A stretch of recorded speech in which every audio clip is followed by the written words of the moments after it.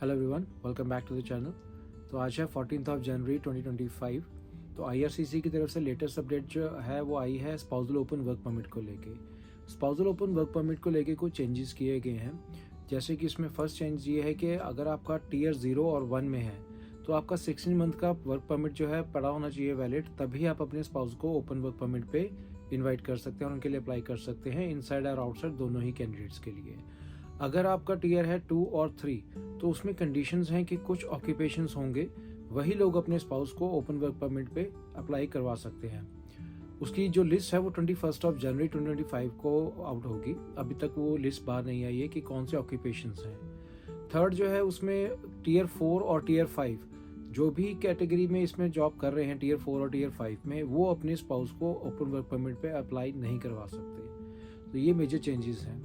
उसके अलावा कंडीशंस ये हैं कि अगर आप टीयर 0 और टीयर 1 में भी हैं तो आपका जो वर्क परमिट है एटलीस्ट 16 मंथ के लिए वैलिड होना चाहिए, तभी आप अपने स्पाउस के लिए ओपन वर्क परमिट अप्लाई कर सकते हैं। और ये टीयर 2 और टीयर 3 पे भी एप्लीकेबल होगा।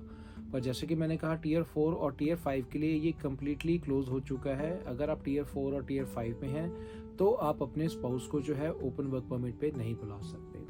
सेकंड जो कंडीशन उसमें आई है कि अगर आप मास्टर्स कर रहे हैं या पीएचडी कर रहे हैं, डॉक्टरेट लेवल की एजुकेशन यहाँ कर रहे हैं, तब भी आप अपने स्पाउस को ओपन वर्क परमिट पे बुला सकते हैं यहाँ पे।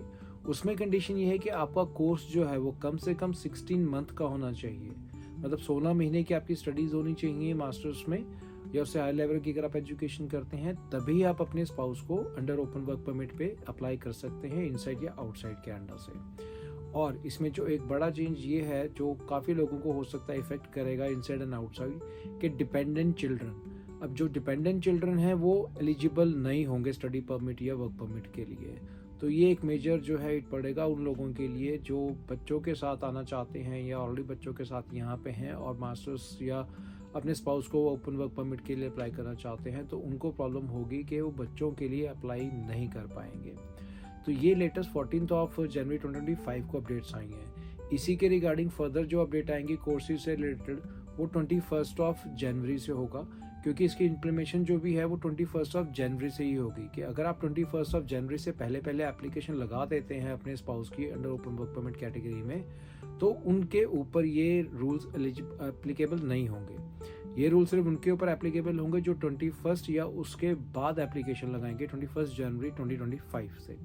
तो अगर आप एलिजिबल हैं उससे पहले, तो हो सके तो अपनी एप्लीकेशन जो है 21 जनवरी 2025 से पहले सबमिट कर दें, नहीं तो आपको अंडर न्यू रूल्स ही एप्लीकेशन जो है लगानी पड़ेगी।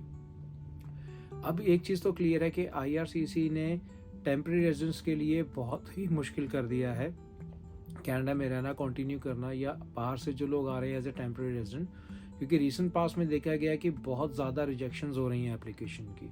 स्टडी परमिट की रिजेक्शंस हो रही हैं आउटसाइड से, इवन इनसाइड से भी जो लोग अप्लाई कर रहे हैं। एक्सटेंशंस में प्रॉब्लम आ रही है लोगों को।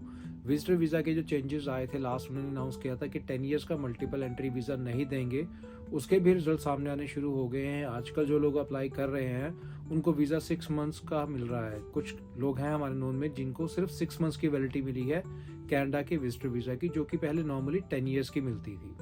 तो ये चेंजेस आ चुके हैं सामने कि विजिटर वीज़ा पे उन्होंने कहा था कि वो ड्यूरेशन कम करेंगे, 10 ईयर्स नहीं देंगे, तो वो कम कर दिया है ऑलरेडी। और दूसरा अभी ये टेम्परेरी रेजिडेंस वीज़ा का है, इसका भी रेशो वो कम करेंगे, क्योंकि उन्होंने ऑलरेडी बोला था कि पहले 2026 तक वो टेम्परेरी रेजिडेंस की जो नंबर्स हैं उसको 5% पे ले आएंगे।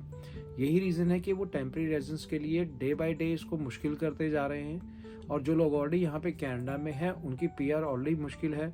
एलएमआई के पॉइंट्स रिमूव हो रहे हैं स्प्रिंग में, और भी कहीं चीज़ें आ रही हैं जिसकी वजह से पीआर होना काफ़ी मुश्किल हो चुका है कनाडा में। तो लोग अपनी अल्टरनेट ऑप्शंस देख रहे हैं। बहुत से लोग जो है वो कंट्री छोड़ के वापस जा रहे हैं अपनी होम कंट्रीज़, या दूसरी कंट्रीज़ के लिए ट्राई कर रहे हैं। यूएस पास में है या और कोई कंट्री, यूके, ऑस्ट्रेलिया, न्यूजीलैंड की जैसी कंट्रीज़ में जा रहे हैं जहाँ पे उनको एटलीस्ट परमानेंट रेजिडेंस की ऑप्शंस मिलेंगी, क्योंकि कनाडा में इस टाइम पे परमानेंट रेजिडेंस लेना बहुत ही ज़्यादा मुश्किल हो चुका है, स्पेशली फॉर इंटरनेशनल स्टूडेंट जो 12th के बाद यहाँ पे आए हैं, क्योंकि उनके लिए बहुत ज़रूरी था 50 पॉइंट्स एलएमआई के लेना और स्कोर इंक्रीज करना। अब जैसे जैसे स्कोर्स डाउन होते जा रहे हैं उस तरह ऑप्शंस जो है रिमूव होती जा रही हैं। 50 पॉइंट्स अगर रिमूव होंगे आने वाले टाइम में एक्सप्रेस एंट्री से, तो जो स्टूडेंट +2 करके आए थे उनके लिए बहुत मुश्किल हो जाएगा करंट CRS को मैच करना।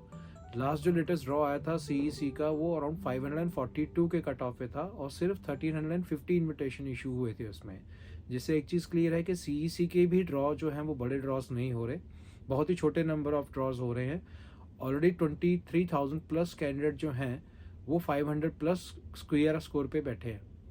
तो इससे एक चीज़ क्लियर है कि आने वाले 3-4 महीनों में या इवन 6 महीने में भी जो CRS स्कोर है वो अराउंड 500 के आसपास नहीं आएगा, अनलेस और अनटिल अगर 50 पॉइंट्स LMI के रिमूव हो जाते हैं। तो जो भी कैंडिडेट्स पूल में हैं जिनका स्कोर 500 प्लस है विद LMI है, उनका स्कोर कम हो जाएगा। तब हो सकता है कि ओवरऑल CRS स्कोर कम हो और those who are eligible with 460 470 उनको इनविटेशन आने शुरू हो जाए अगर स्कोर कम आता है, अदरवाइज कोई पॉइंट नहीं है। तो सजेस्ट करना चाहूँगा जो इंटरनेशनल स्टूडेंट हैं कनाडा में आना चाहते हैं, मेक श्योर कि आप अपने कोर्स और रिक्वायरमेंट्स प्रॉपर चेक करके आएँ, जिससे कि आपको इन फ्यूचर प्रॉब्लम ना हो। करंटली मार्केट बहुत डाउन है, जॉब्स के बहुत से इश्यूज़ हैं यहाँ पे कनाडा में, इंटरनल पॉलिटिक्स के बहुत से इश्यूज़ चल रहे हैं।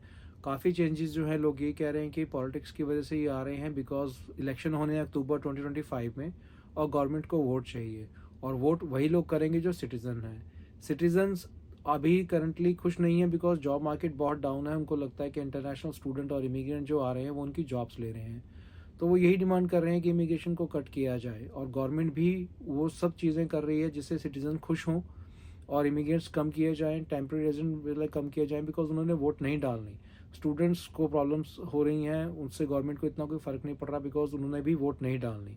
Even those who are coming on PR उन्होंने भी वोट नहीं डालनी, तो वोट डालनी है सिर्फ सिटीजन्स ने। तो गवर्नमेंट का फोकस है सिटीजन्स को खुश करना इस टाइम पे।